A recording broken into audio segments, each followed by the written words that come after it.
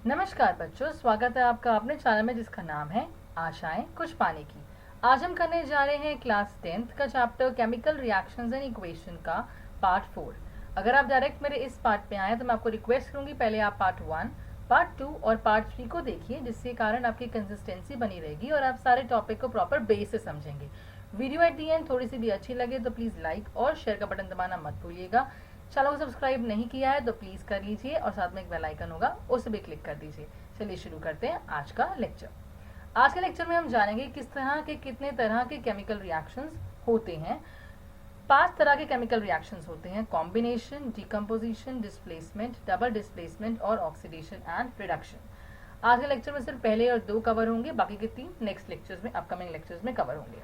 Combination, combination जैसे कि नाम ही बता रहा है, कंबाइन, दो चीजों के मिलना, दो से ज्यादा चीजें भी मिल सकती हैं। तो बेसिकली इस वाले रिएक्शन में दो या दो से ज्यादा सब्सटेंसेस आपस में रिएक्ट करते हैं, मिलते हैं, कंबाइन होते हैं ताकि वो एक सिंगल सब्सटेंस बना सके, जिसे हम कहते हैं कॉम्बिनेशन रिएक्शन। एग्जाम्पल तौर से समझते हैं। एग्जाम्पल हमने क्या लिया, हमने मैग्नीशियम को रिएक्ट करा दिया ऑक्सीजन के साथ, तो उसने क्या किया, उसने एक सिंगल कंपाउंड बना दिया मैग्नीशियम ऑक्साइड। तो इसमें क्या हो रहा है, इसमें बेसिकली 2 एलिमेंट्स हैं जो आपस में कंबाइन हो रहे हैं। कौन कौन से? मैग्नीशियम और ऑक्सीजन। और क्या बना रहे हैं? एक सिंगल प्रोडक्ट बना रहे हैं। कौन सा? Magnesium oxide. जैसे कि आपने देखा होगा कि मैंने आपको पहले लेक्चर में बताया था कि जब एक मैग्नीशियम रिबन को हम बर्न करते हैं एयर में तो मैग्नीशियम ऑक्साइड प्रोड्यूस होता है। रिमेंबर, जिसमें डेजलिंग लाइट और बबल्स की भी बात की गई थी, राइट? तो वही है ये। सेकेंड एग्जाम्पल देखिए, सेकेंड एग्जाम्पल में क्या हुआ है, सेकेंड एग्जाम्पल में कैल्शियम ऑक्साइड है, वो रिएक्ट हो रहा है वाटर के साथ और क्या बना रहा है, वो बना रहा है आपका कैल्शियम हाइड्रोक्साइड। क्या बना रहा है? Calcium hydroxide. तो इसमें भी 2 एलिमेंट्स आपस में इन्वॉल्व हो रहे हैं, कैल्शियम ऑक्साइड और वाटर, और क्या बना रहे हैं? एक सिंगल कंपाउंड कैल्शियम हाइड्रोक्साइड बना रहे हैं। ये कब होता है? जब कार्बन आपका एयर में बर्न होता है, ठीक है, सॉरी, जब कैल्शियम ऑक्साइड आपको किससे रिएक्ट करता है? वाटर में रिएक्ट करता है, तो वो क्या बनाता है? वो बनाता है आपका कैल्शियम हाइड्रोक्साइड।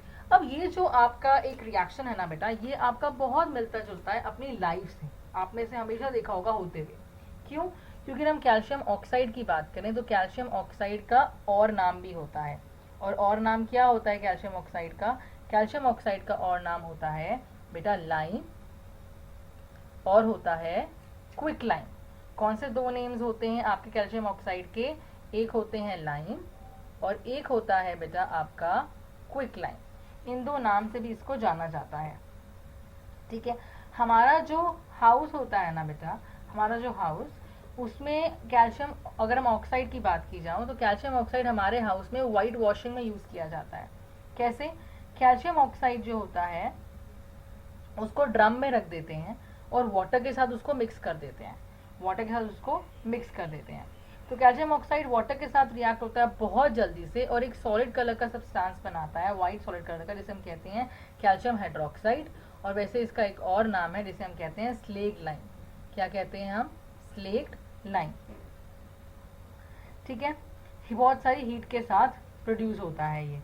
क्या बेटा? कैल्शियम आपका हाइड्रोक्साइड। और वाटर इसके अंदर डालते रहते हैं और हमें पूरा अच्छे तरीके से कैल्शियम हाइड्रोक्साइड का सोल्यूशन मिल जाता है। फिर इसी कैल्शियम हाइड्रोक्साइड के सोल्यूशन को हम ब्रश की हेल्प से वॉल पे पेंट कर देते हैं। तो बेसिकली ये जो एक इक्वेशन है, ये इक्वेशन एक व्हाइट वॉशिंग की है कि व्हाइट वॉशिंग में किस तरह से यूज किए जाते हैं प्रोडक्ट, ठीक है। तो कैल्शियम ऑक्साइड को यूज करते हैं व्हाइट वॉशिंग में, उसको वाटर के साथ मिक्स करके एक व्हाइट सॉलिड सब्सटेंस बना लेते हैं जिसे हम बोलते हैं कैल्शियम हाइड्रोक्साइड। और कैल्शियम हाइड्रोक्साइड को फिर हम ब्रश से इस्तेमाल करके वॉल के ऊपर पेंट कर देते हैं। अब जब वॉल के ऊपर पेंट कर देते हैं ना, तो वो स्लोली क्या करता है? CO2 के साथ रिएक्ट करना शुरू कर देता है। ये वाला रिएक्शन देखो आप, कैल्शियम हाइड्रोक्साइड जो कि स्लेग लाइम है, जिसको हम वॉल के ऊपर मतलब अप्लाई कर चुके हैं ब्रश से, तो ये करता है, एयर में CO2 प्रेजेंट होती है ना बेटा, हम एक्सेल करते हैं तो CO2 निकलती है, तो वो CO2 के साथ ना स्लोली रिएक्ट करना शुरू कर देता है। जब वो रिएक्ट करना शुरू कर देता है ना, तो बहुत ही थिन लेयर, बहुत ही शाइनिंग थिन लेयर बना देता है कैल्शियम कार्बोनेट की। किसकी? कैल्शियम कार्बोनेट की। इसलिए आपने देखा होगा जब पेंट आप कराते हो, व्हाइट वॉशिंग कराते हो, तो स्लोली एंड ग्रेजुअली 1 दिन के बाद आप देखते हो कि पूरा अच्छे से कलर निखर के आया है। वो निखर के इसलिए ही आता है क्योंकि जो पेंट कैल्शियम हाइड्रोक्साइड की फॉर्म पे आपके वॉल्स पे लगा होता है वो CO2 जो एयर में प्रेजेंट है उससे रिएक्ट होकर एक बहुत ही शाइनिंग लेयर बना देती है। इसी कारण आपका पेंट जो है वो 2-3 दिन के बाद निखर के आता है। अंडरस्टूड? तो इसी को कहते हैं हम कॉम्बिनेशन रिएक्शन, और जिसका मैंने आपको एक एप्लीकेशन भी बता दिया जो आपके रियल लाइफ में यूज होती है, और ऑफ कोर्स ये वाली एप्लीकेशन हर बच्चे ने देखी होगी। ठीक है, तो जल्दी शुरू करते हैं नेक्स्ट टॉपिक जो कि है डीकम्पोजिशन रिएक्शन। ये पूरा एंटायरली ऑपोजिट है। कॉम्बिनेशन रिएक्शन में क्या होता था कि सब्सटेंसेस आपस में मिलते थे, जैसे 1 और +1 ने मिलके 2 बनाया, ये उल्टा है। इसमें क्या है, एक बड़ा सब्सटेंस है वो स्प्लिट हो रहा है छोटे छोटे 2 और मोर सब्सटेंसेस में। तो इसमें क्या होता है, कंपाउंड होता है वो स्प्लिट होता है इनटू 2 और मोर सिंपलर सब्सटेंसेस। ठीक है, ये कैरिड आउट हो सकता है 3 तरीके से, या तो अप्लाई करके हीट, या फिर लाइट, या फिर इलेक्ट्रिसिटी। मेरे इस लेक्चर में आप तीनों का अच्छे से एग्जांपल देख लेंगे, किस तरह से हीट का इन्वॉल्व होकर डिकम्पोजिशन रिएक्शन हो रहा है, किस तरह से लाइट का इन्वॉल्व करके रिएक्शन हो रहा है, किस तरह से इलेक्ट्रिसिटी का इन्वॉल्व करके डिकम्पोजिशन रिएक्शन हो रहा है। पहले हम हीट से शुरू करते हैं जो कि सिंपल है। कैल्शियम कार्बोनेट, कैल्शियम कार्बोनेट का और नाम है दैट इज लाइमस्टोन। अब देखो इस वाले वीडियो में आपने क्या क्या नाम सुन देख लिया, आपने लाइम का फॉर्मूला देख लिया, आपने क्विक लाइम का फॉर्मूला देख लिया, ये सारे इंपॉर्टेंट है आपके केमिस्ट्री के एग्जाम पॉइंट ऑफ व्यू से, चाहे प्रैक्टिकल हो चाहे वो थ्योरी हो बेटा। आपने स्लेग लाइम देख लिया, ठीक है, और अब आपने यहाँ पे लाइमस्टोन भी देख लिया। लाइमस्टोन का फॉर्मूला होता है बेटा कैल्शियम कार्बोनेट, जिसकी एक्वस स्टेट सॉलिड होती है। इसे जब हम हीट करते हैं ना तो ये प्रोड्यूस करता है आपका लाइम कैल्शियम ऑक्साइड, और क्या रिलीज करता है, कार्बन डाइऑक्साइड गैस। तो इसमें क्या हुआ कि आपका जो कैल्शियम कार्बोनेट है, ये आपका कैल्शियम कार्बोनेट जो है वो ब्रेक डाउन हो गया सिंपलर सब्सटेंसेस में। सिंपलर सब्सटेंसेस क्या है आपके, कैल्शियम कार्बोनेट और CO2।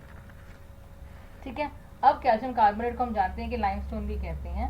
तो कैल्शियम कार्बोनेट ने हीट करके, मतलब कैल्शियम कार्बोनेट जो है वो हीट करके क्या रिलीज कर चुका है, लाइम और CO2 गैस। अब इसीलिए जब डिकम्पोजिशन हीटिंग से कैरिड आउट होते हैं ना तो उन्हें बोलते हैं थर्मल डिकम्पोजिशन। जैसे कि आप जानते ही हैं कि थर्मल मतलब क्या होता है, हीट। तो जब decomposition reaction carried out by heating it's called thermal decomposition. Simple heating का पढ़ लिया। अब देखते हैं किस तरह से इलेक्ट्रिसिटी की इन्वॉल्वमेंट होती है। बहुत ही कॉमन एग्जांपल है इलेक्ट्रोलिसिस ऑफ वाटर। ठीक है, वाटर से आप इलेक्ट्रिसिटी पास करते हो तो वो हाइड्रोजन, 2 वॉल्यूम ऑफ हाइड्रोजन और 1 वॉल्यूम ऑफ ऑक्सीजन जो है वो रिलीज आउट करता है। कैसे परफॉर्म करेंगे एक्सपेरिमेंट, ये देखो बहुत ही सुंदर सा एक्सपेरिमेंट है, आप स्कूल में भी कर सकते हैं, लैब में अपने कोई प्रॉब्लम नहीं है। ये आपका एक क्लैम्प स्टैंड है।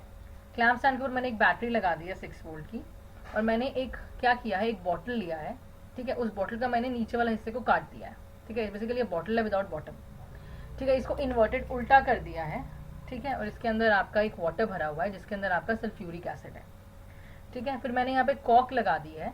ठीक है, उस कॉक में 2 होल्स हैं, उस 2 होल से मैंने यहाँ पे कार्बन रॉड्स लगा दी है, एक कैथोड की और एक एनोड की। इस बैटरी से मैंने अटैच कर दी, मुझे पॉजिटिव और नेगेटिव वोल्टेज चाहिए ना, इसलिए मैंने इसको यहाँ पे अटैच कर दिया।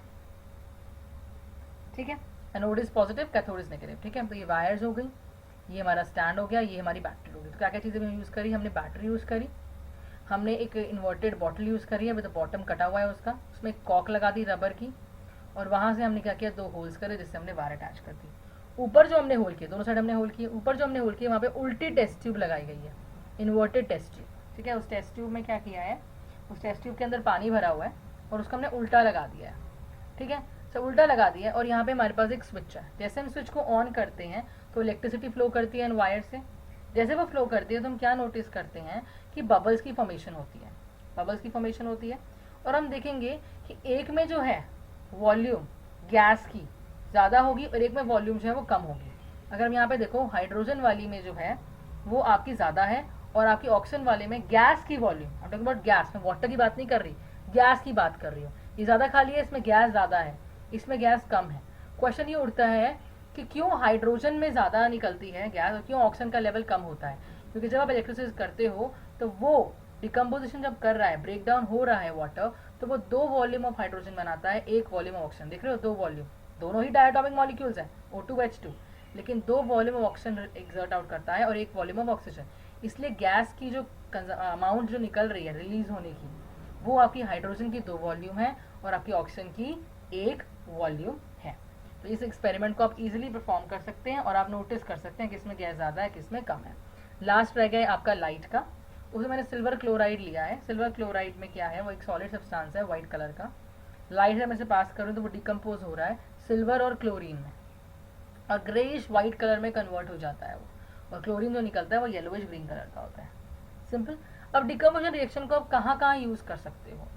देखो, डिकम्पोजिशन रिएक्शन जो इलेक्ट्रिसिटी से कैरिड आउट होते हैं उसको आप इस्तेमाल कर सकते हो बहुत सारे मेटल्स को उनके नेचुरली अकरिंग कंपाउंड से एक्सट्रैक्ट करने में।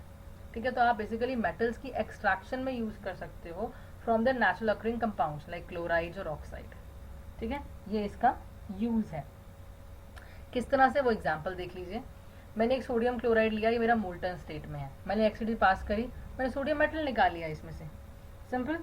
और देख लेते हैं किस तरह से एल्यूमिनियम मेटल हम निकाल सकते हैं। या मैंने एल्यूमिनियम ऑक्साइड लिया मोल्टन की स्टेट में, इलेक्ट्रिसिटी से पास करी, मैंने एल्यूमिनियम मेटल को एक्सट्रैक्ट कर लिया। इस तरीके से डिकम्पोजिशन रिएक्शन को from the natural occurring compound से हम लोग मेटल्स को एक्सट्रैक्ट कर सकते हैं। आगे देखो, डेली लाइफ में कैसे यूज होता है। हमारे डाइजेशन ऑफ फूड में, हमारे खाने के डाइजेशन में, जो हम खाना खाते हैं उसके डाइजेशन में डिकम्पोजिशन रिएक्शन इस्तेमाल होता है। किस तरह से? जब भी आप खाना खाते हो बेटा, या तो आप खाना खाओगे व्हीट की फॉर्म में, जैसे चपाती, रोटी, नान हो गया, या आप उसको राइस की फॉर्म में खाओगे, या पोटैटोज, कुछ भी हो सकते हैं। तो वो क्या होता है, वो स्टार्च की फॉर्म में होता है। वो क्या होता है, स्टार्च की फॉर्म में। उसे खा लिया, खाना डाइजेस्ट हो रहा है। खाना जब डाइजेस्ट हो रहा है तो इसका मतलब कि स्टार्च हमारा डाइजेस्ट हो रहा है। डाइजेस्ट हो रहा है मतलब ये हमारा टूट रहा है सिंपलर सब्सटेंसेस में, और वो सिंपलर सब्सटेंसेस क्या है, आपका ग्लूकोज। किसमें? ग्लूकोज। ठीक है, और जो भी आप प्रोटीन खाते हो, ये तो हुआ कार्बोहाइड्रेट की बात। कार्बोहाइड्रेट आपके स्टार्च के फॉर्म में होते हैं। खाना डाइजेस्ट हुआ, वो कन्वर्ट हो गया ग्लूकोज की फॉर्म में, शुगर की फॉर्म में, सिंपल शुगर्स में। और जो आपका प्रोटीन होता है वो कैसे ब्रेक डाउन होता है?